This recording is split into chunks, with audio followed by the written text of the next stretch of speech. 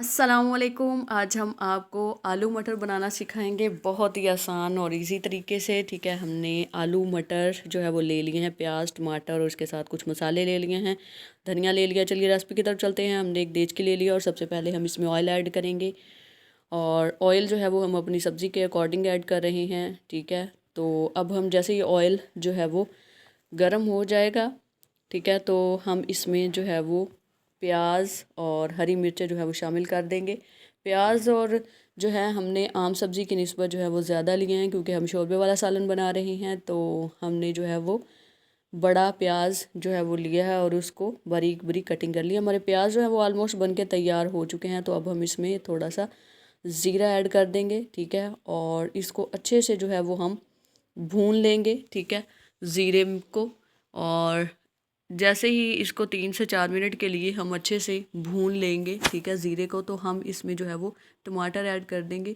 और टमाटर को भी हमने अच्छे से जो है वो फ्राई करना है जब तक ये हमें मसाले में नज़र आना बंद ना हो जाए। ठीक है, क्योंकि हम शोरबे वाला सालन बना रहे हैं और प्याज और टमाटर और ये सारी चीज़ें जो है वो हमें बिल्कुल भी नज़र नहीं आनी चाहिए। हमारे टमाटर भी अच्छे से फ्राई हो चुके हैं, हमारे प्याज भी अच्छे से फ्राई हो चुके हैं।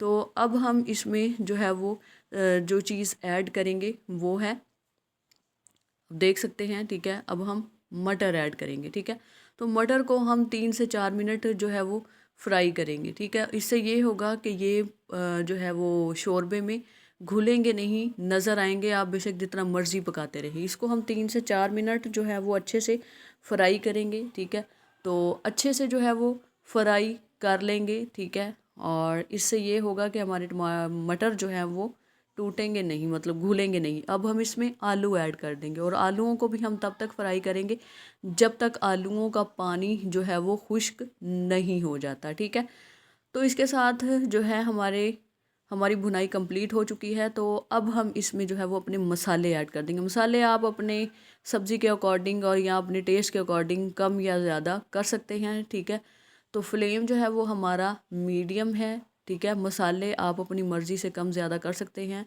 हमारे मसालों को हम अच्छे से भूनेंगे ताकि इसका कच्चापन जो है वो ख़त्म हो जाए। ठीक है, और हम इसकी भुनाई जो है वो अच्छे से कर रहे हैं। आप देख सकते हैं कि हमारे मसाले में किसी तरह का कोई प्याज टमाटर जो है वो नज़र नहीं आ रहा। तो अब हम इसमें जो है वो क्या करेंगे, पानी ऐड करेंगे। पानी को मैंने पहले जो है वो बॉईल कर लिया है। हम इसमें जो है वो 2 गिलास जो है वो पानी के ऐड करेंगे। ठीक है, और इसको अच्छे से जो है वो अब हम क्या करेंगे कि हमारा मसाला जो है जो साइड पे लगा हुआ है, तो अब हम इनको अच्छे से जो है वो साइडों से उतार लेंगे। ठीक है, ताकि हमारी सब्ज़ी जो है वो नीट नज़र आए। ठीक है, और हमारा मसाला भी जो है वो अच्छे से शोरबे में मिक्स हो जाए। ठीक है, तो अब हम इसको क्या करेंगे कि हम फ्लेम जो है वो थोड़ा सा हाई कर देंगे और इसको कवर करके जो है वो रख देंगे। ठीक है, फ्लेम हमने तब तक ही हाई रखना है जब तक इसमें बॉयल नहीं आ जाता। 10 से 15 मिनट के बाद जो है हम इस फ्लेम में हल्का कर देंगे। आप देख सकते हैं कि हमारी सब्ज़ी बनके तैयार हो चुकी है। बिल्कुल